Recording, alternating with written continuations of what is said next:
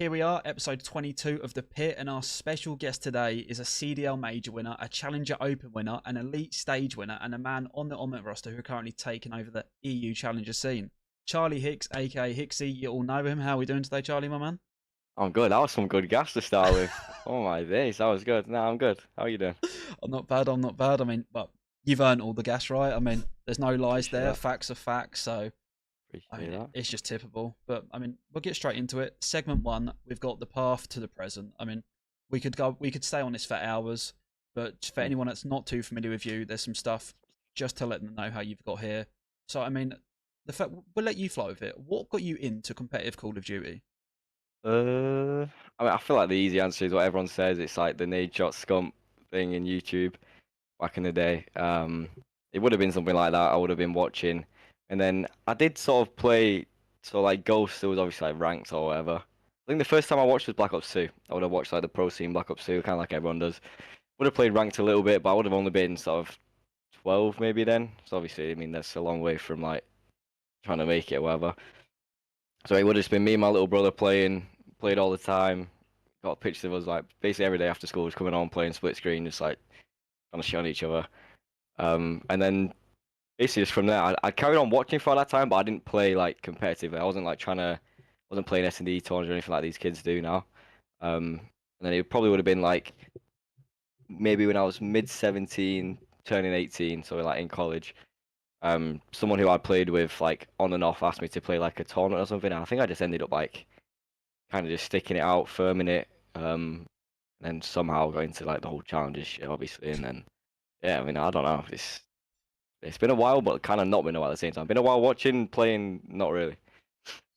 Yeah, I mean, to be fair, it didn't take you very long either to start getting good placements like MW19 for me. Looking through it, that's when you really started to find your way in the EU Challenger scene. I Yeah. mean, was there any specific names around that period that you felt like really helped you to start climbing the ladders?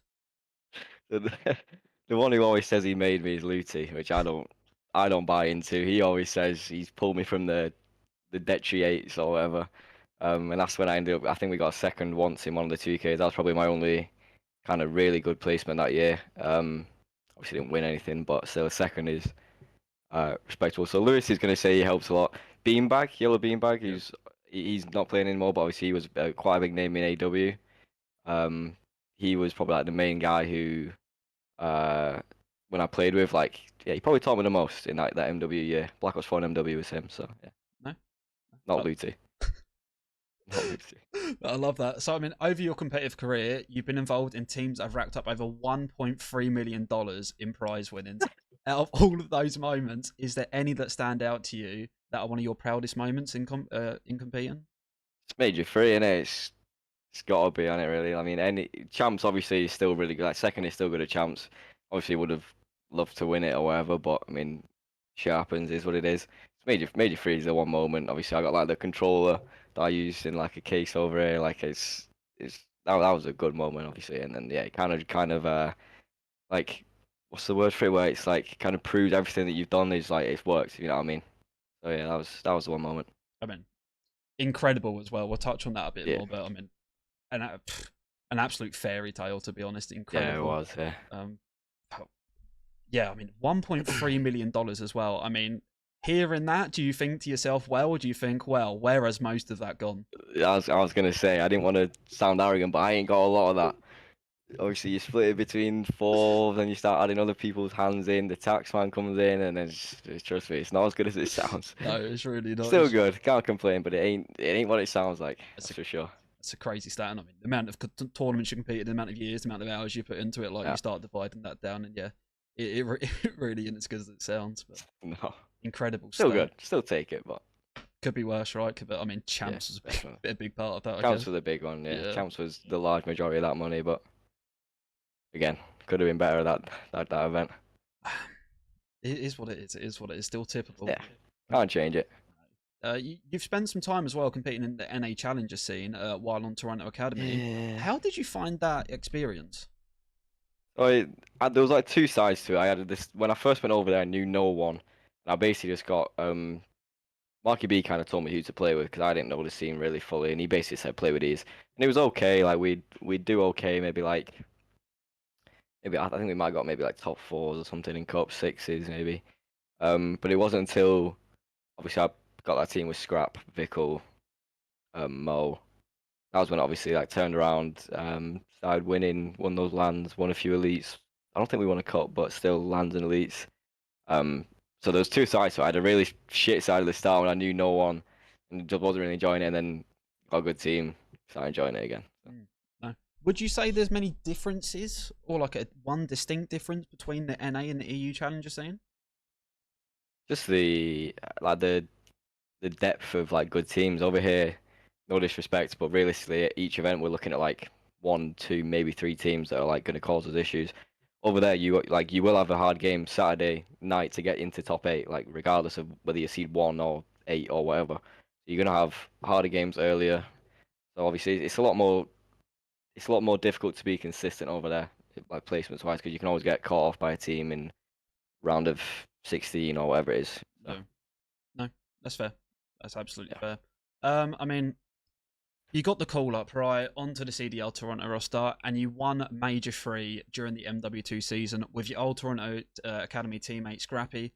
I mean, you've already touched on it, but I mean, how good was that feeling, and how confident were you heading into that event that that roster could actually do what you done? Obviously a crazy feeling when it happened, beating Optic on their like home event. Um, confidence wise, it was a weird one. So when I first joined the team, like the first few days I struggled bad, and it was probably just because I just didn't fully think I was like good enough maybe or something like that. And then you settle in a bit, play a few of those games. Obviously we got winners for the tournament. We went maybe 4-2 in the qualifiers or something like that, 4-1 something. Um, so I ended up in winners, and then once we beat New York in the first round, then it sort of really like settled in that obviously they just won Major 1, I think. So obviously like, at that point we're thinking like, all right, we're actually good. And obviously Austin again. Every time you like rattle off one game online, because obviously that would have been my first and second game on main stage. The further the deeper run you make, obviously the confidence builds, and then eventually you can win it. I like it. I mean, how big of a part was Scrappy to your come up, to being around the team, to win the event? How much of it do you credit to him? It is a lot, but I hate gassing the kid because he knows how good he is, and like he's got that persona that he's like so arrogant. But it genuinely is how it is. It's not even like he's just putting it on for like the fans and interactions where it's like he's trying to get, like trying to build interactions with people. He genuinely just believes he's like the best player. Even in Vanguard, he genuinely said he was like the best player in the world, pro or amateurs, and he's kids in amateurs still. So he's always had that arrogance, and it does like instill in you. Like Vickle will say the same thing where like before me and him played with Scrap, we were probably both a bit tentative. Like never really like chirped people at LAN or didn't have the arrogance. But afterwards, it just changes everything. You just feel like the confidence wears off on you. You start believing you're the best, like your team's the best, blah blah blah, and it just like keeps building and building. So Scrap definitely did play a big part. Obviously, I'm not one without him, so you could probably say like you know he's probably everything like in terms of my career. But I mean, I'd like to think I'm all right without him, but you know. No, I say you can't take anything away from you. I mean, you went into the team and changed it no matter what anyone says. You made a winning formula at the end of the day. But I just want to know how infectious that man's energy actually was, and how strong your bond still is to this day. Do you still keep in contact? Yeah, I still text him. When he stream a lot, we still text quite a bit. Obviously, at the events, if I see him, we'll chill on like the Sunday night or whatever. So Miami went to the casino. Austin, I think we went to the casino as well. So yeah, I'll still keep in touch, text and whatever. And when I see my events, it's always chill. So yeah, No, still good with him. love that. And I mean, after finishing second place at Champs during the Modern Warfare 2 season, how much of a shock was it to yourself to end up back in the EU Challenger scene this year? I mean, were you expecting it? Nah, I knew I was getting dropped pretty early on into the off season. It was sort of like maybe even a week after champs. I knew I was maybe not knew I was getting dropped, but I heard a thing of Envoy, them trying to get Envoy, and he was one of the few people I was actually thinking like could um like they would go for because I knew Ryan the coach on Toronto loves Envoy. Joe obviously has a similar play style in terms of like not just a kill oriented player, so I was worried about that. Obviously, when you hear that, it's never good. But I still did think, like you're saying, like I wasn't expecting to be the challengers purely because, like I know my stats weren't great, like 0.85, whatever it was, 0.85, zero point 0.9, but I just thought based on obviously the win, second at champs, like consistent, doing well on LAN and whatever, I assumed I'd get something. I had like maybe a chat with a few teams, and nothing really happened. And then eventually it got later and later, and I was thinking like this ain't looking good. And I was like, right, well, back to challenges then. And luckily, I built a team I was like confident with. Obviously, like 4 ex-players, Bance, Beans, Nasty.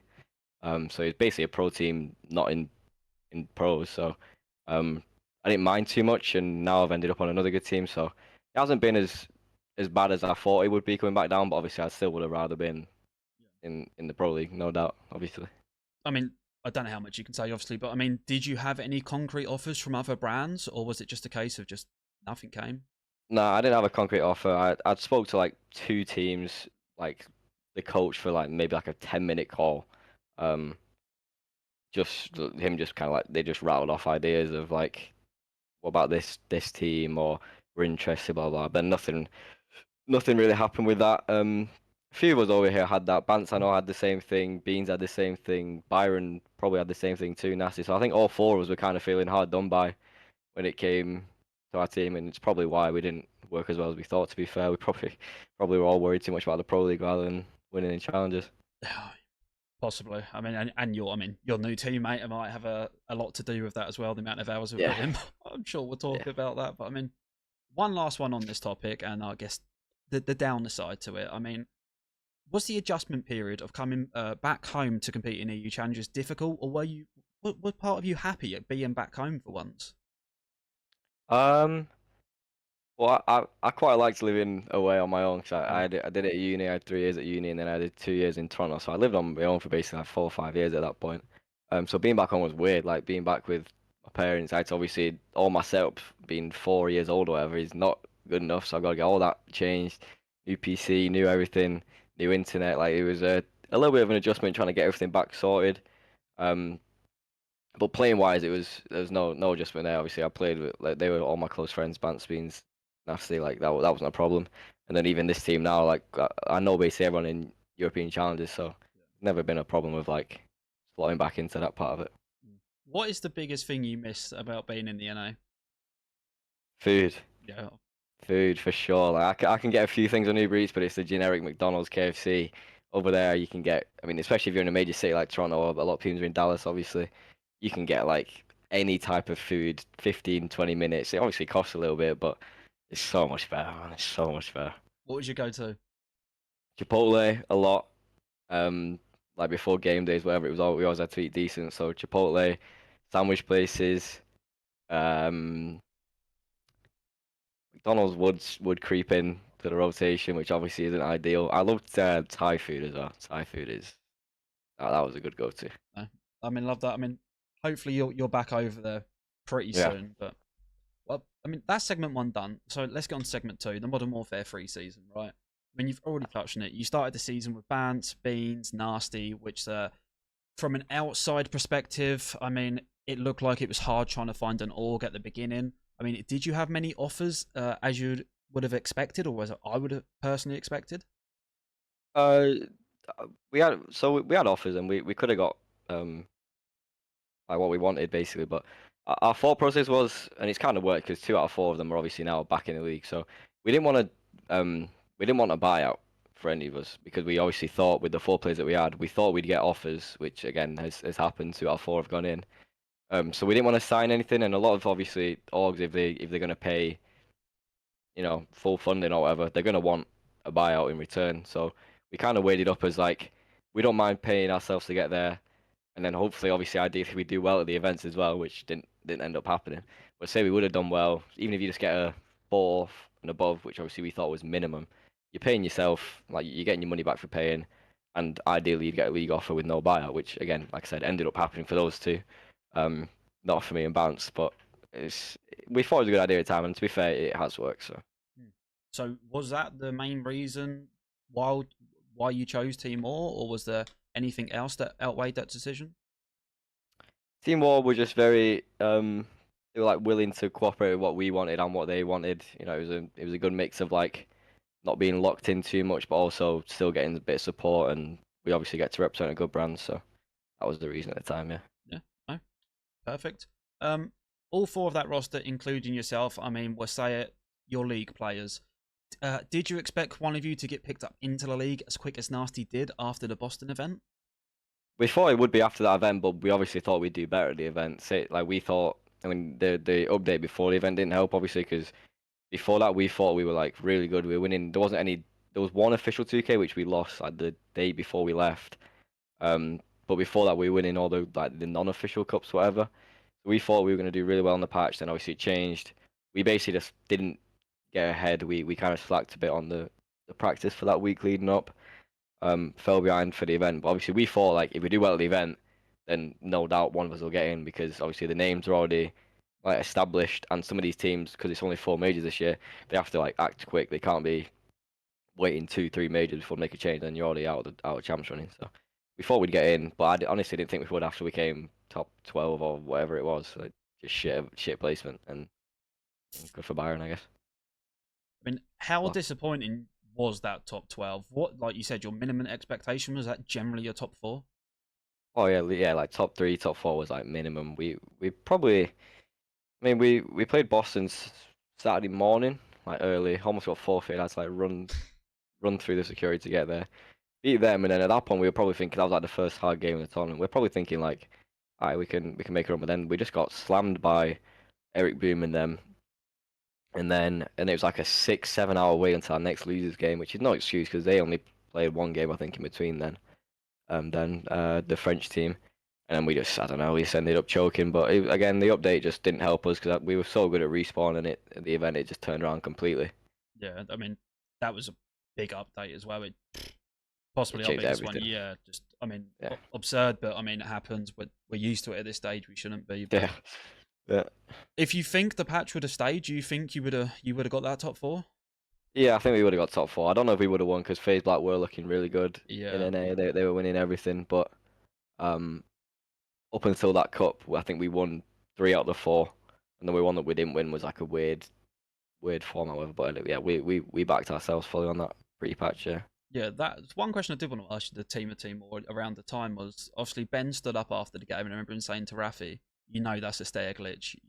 Was it on that Oh. terminal? Did he break GAs on that terminal? It was the Skid Row. It was so there was a wall bang. I don't know if you can still do it. There's a wall bang on Skid Row you can do from do you know the so if you go through tunnel and Yeah, you cut right, there's like that little alleyway. yeah. There's a wall bang you can do from there to the bomb above it. I think it's A. I think it is where you can shoot them off the bomb. So they basically they figured out a setup where they could basically not let you plant that bomb, and then obviously the other bombs in their spawn, so they can hold that. And we just didn't know what to do. I mean, we weren't too. I mean, Ben stood up, so I guess he was a bit arsed about it. But I didn't go after the game. I wasn't thinking like, oh, we've lost because of that, because we still Yeah, went round 11 and lost the 1v1. I think round 11, so it wasn't like that's the reason we lost. Still lost 2 respawns after that. but they did break GAs then. Maybe, Yeah. maybe. I don't fully remember it being GA'd, but I knew of it and thought it was cheese. But I don't remember, to be honest. No, fair enough. That answers that one. I mean, after Nasty went into the league, you picked up Harry. You got a top two in the league, losing to OMiT. Were you surprised with just how well Vortex and Co matched up against your star-studded team? Uh, I don't even know what it was. The game is definitely matchups because we've seen it in that elite where the French team beat them. They beat them in the league, and I think they took them last map They should have close, won and it. probably should have beat them. Yeah, in the playoffs. And whenever we played the French, it was quite convincing. Like we'd 3-0 them, I think most times like convincingly. But then obviously when we played, we'd struggle to beat them. People do say like COD is a lot of matchups. I don't know why it was like that. Um, but yeah, people say COD is a lot of matchup based, and again, like I said, that I said off the recording, so they just put in a lot more time than we did.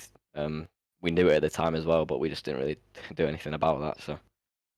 Before the season, I mean, everyone was saying right, like Steve's been the mastermind in challenges now. Like your team, can he touch it? Most people were saying no. I mean, did you have the same sort of feel to it? Like, did you think they're not going to touch us? Was there a slight bit of arrogance? I guess the best ways to call it, or were you fully aware of like Steve? We can't take him lightly. No, we all knew. I mean, apart from Bance, all 3 of us had been in challenges when Steve was like dominating. Bance was probably the only one because he was back at it. Like the only time he was in challenges was Black Ops 4, I think, for a brief time at the end. But obviously, all 3 of us. Harry obviously played with him a lot. Oh no, Beans played with him. Byron played with him. I was the only one who hadn't played with him, but I still knew. I mean, he still beat me more than half the tournaments on cold or whatever. So I knew. Everyone knows how Steve is with like getting a team drilled. Putting in a lot of time, a lot of effort, make sure everyone knows what they're doing. I wouldn't say we were arrogant about it, but we just like I said this to them at the event. I think we were just two good friends, like all four of us when Byron was there, and obviously when Harry was there, and Mark as well. You can include the coach because we're all really close with Mark.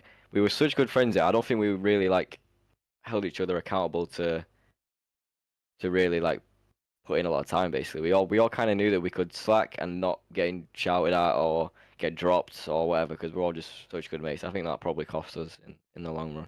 No, yeah, that's fair enough. Um, Yeah. After Elite, you transferred to the OMiT roster of Vortex, Mythics, and Wee Man. How did that roster change come about? And was it a case of you were exploring your options, the team wanted to make a change, or was it just because Rael went to the league and you was like, I'm going to hop on this? Yeah, it was just Real. So I just got a message like maybe 2 3 hours after the Elite game finished. Steve saying like not the best time, but Real's off to the league, and we thought we'd ask you to join first. So obviously I thought about it. I don't think I replied that night. I think I thought about it that night. Messaged a few people who I like, kind of wanted to see what they would say, like Insight, Cami, see what they all thought about what I should do. And the overwhelming thing was saying like you've got to join really, and like they just beat us. They beat us every time we played them. Um, they were pretty comfortably better than us at the time, even though we played them close in the winners of elite playoffs. So I mean, it was kind of a no-brainer. I was very on the fence. Like I was 50-50, like because I didn't want obviously all my mates. I didn't want to screw them over.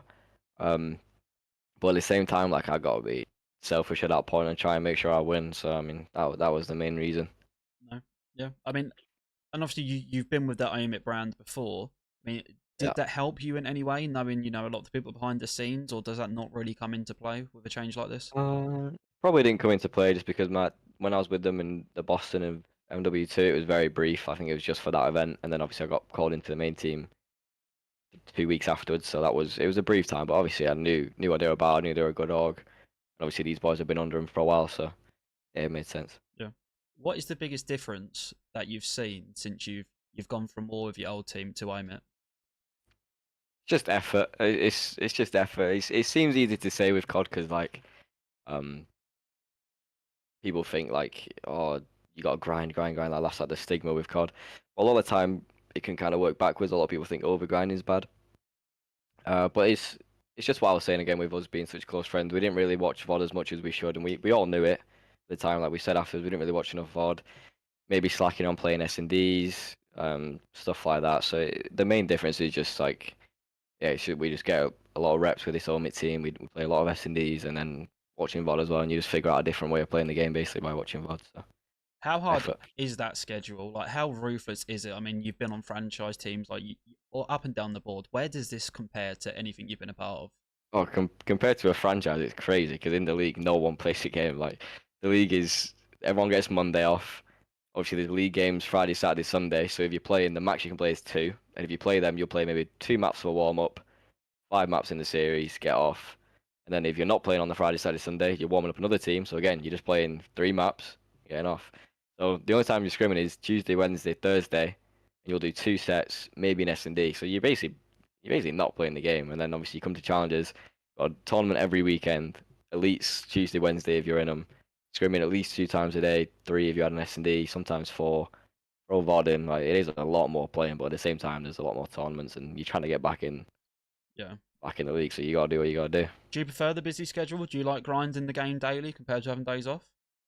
Uh, I quite liked having time off in the league, but at the same time, like it does feel good when you like grind and then win, and then Yeah. it obviously, like I said, with the MWIII when it kind of like shows that the grinding's been working. So I like both. I like being in the league where you get the chill days. I like being in challenges where you're grinding over and over and just tournaments every weekend. Yeah.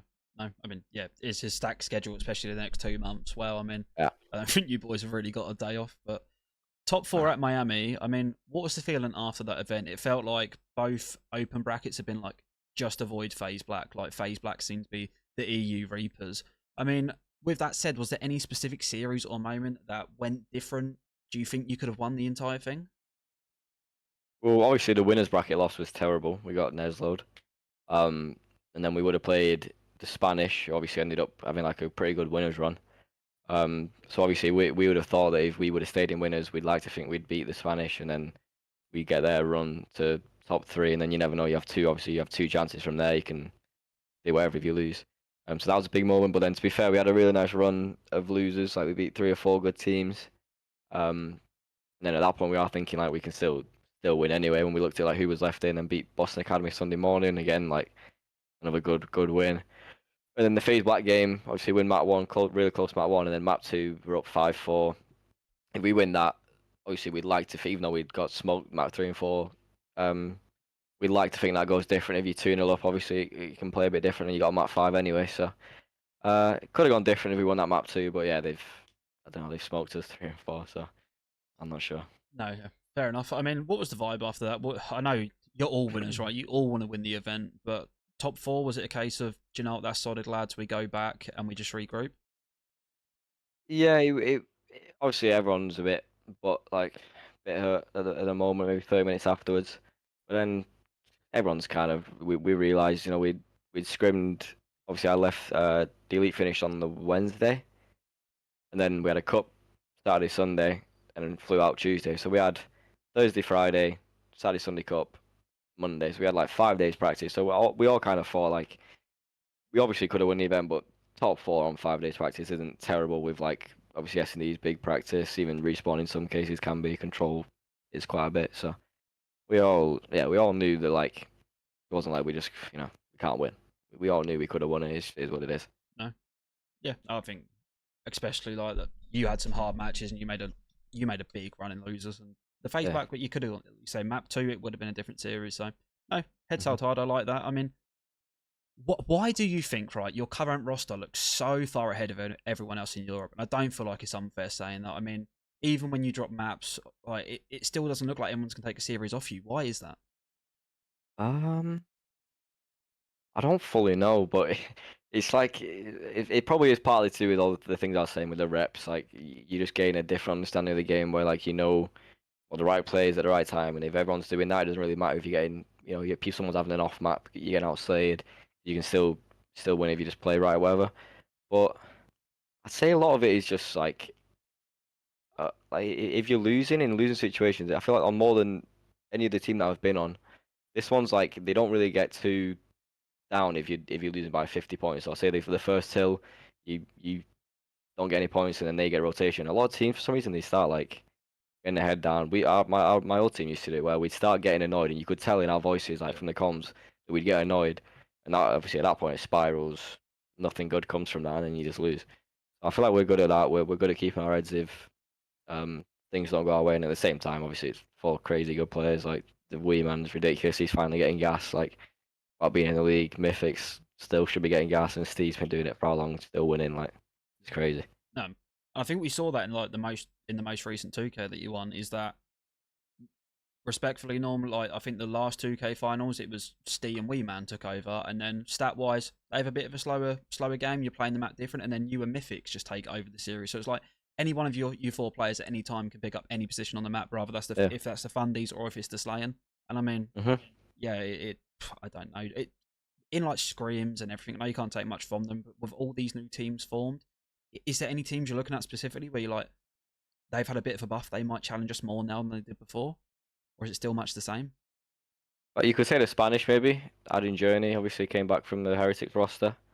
Um, Still can't count War out. Like they just added Afro. Well, he's obviously maybe not had a great year in the league, but you still can't count him out like with how good he was in challenges over here before he left the league. Um, Cobra's always like got a team that can do something. So yeah, there's still still some teams that we're looking at that can still beat us for sure. So we still got to worry about a few teams. But still sort of the same rankings, if you will. No, none of the like Yeah. the 5 to 8 teams. None of them have had a massive glow up. I mean, like we saw Team Moon in the first elite stage, they came out looking great. Anyone you think that could Uh, hit the ground running in the lower portion or not? say Pack's team, Pack Connor. Uh, who's he with? Disarray and Dizzy? Disarray Dizzy, is it those two? I think it might be. Might I be. think we played them a few times. Those guys are pretty good. They can definitely upset a few people. I'd say them. Okay, I like that. And I mean, last one on this one. Do you think there's any potential at this stage of the season for EU players still to get picked up in the league? I think this last major was the last chance, to be honest, because there was a month break. Well, maybe not a month break, 3 weeks maybe from Miami to this weekend's game, so you definitely could have had time to get a visa sorted if you need to, like maybe on the limit, but it'd be close. But then major 3 to 4, I think, is like the next weekend. So there's no chance there for an EU player to gain. Or maybe someone might take the chance on like a sub just to get them on the roster, just maybe so you have them for next year. Maybe if you want to bring him in for champs, I don't know, but I don't think it's likely that another EU player gets in this year. Ah, yeah, no, that's why I say, and especially, I guess it depends how close them standings are at the bottom of the CDL with the champ spots, Yeah, because they are kind of tight right now. But if it stays like that, who knows? But like you say, like Major Four now being played like offline and stuff, I mean, do yeah, they make changes? I'm not sure.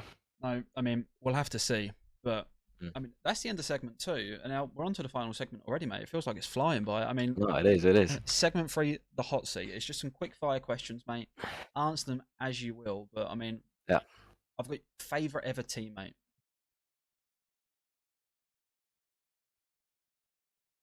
I don't know it's quick fire. I'm As long as you want, supposed mate. to be rattling them off quick. Play wise, Scrap. Vibes wise, Jamie. Insight. Okay, okay.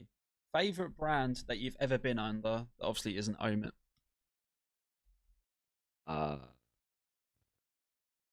it's gotta be Ultra. I mean, I can't say anyone else. If you, do you want an amateur one too?